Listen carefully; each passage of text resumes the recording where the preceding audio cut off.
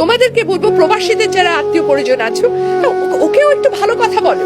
ছোট ছোট ভালো কথা বলা যায়, কিন্তু এবার ঘি বানায় উঠায় রাখবো, তুমি আসলে গরম ভাতে ঘি দিয়ে খাবা, কতদিন হাতের তৈরি ঘি খাওয়া, এরকম যা চট্টক সামর্থ্য আছে, কিন্তু তাকেও একটু একটা দুটো ভালো কথা বলতে হয়।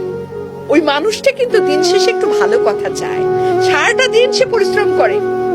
এবং প্রবাস জীবন না, প্রবাস জীবন ছায়াছবির গল্প না, সিনেমায় দেখলাম প্রবাস না রে ভাই, আসল প্রবাস বড় কষ্টের।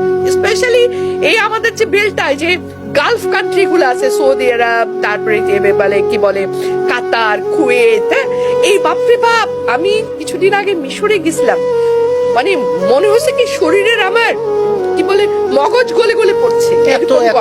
দুবাই, বাপরে বাপ, মানে ওখানে যে কি কষ্ট, এটা না আসলে বাংলাদেশের মানুষকে আমি বুঝাইতে পারবো না, কল্পনা করতে পারবো না। নিজে না গেলে বোঝা যায় না। এখানে যারা কাজ করছে কত কষ্ট করছে, আমি তো তাদেরকে স্যালুট করি যে ওরা মানুষ না, এবং করে কয় টাকা ওরা নিজের জন্য রাখে, আর কি মানবতার জীবন যাপন করে, খায় কি একদম একতলা দুতলা ডরমেটরির মতো থাকা, একেবারে কিসের জন্য?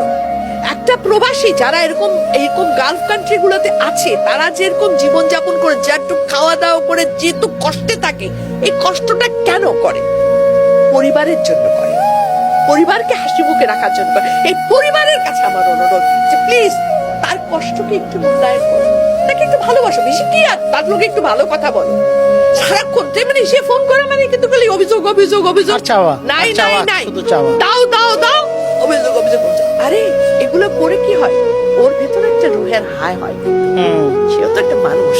এই রুহের হায় কিন্তু কোনোদিন বৃথা যায় না, টুডে টুমরো এটার জন্য পে করতে হয়।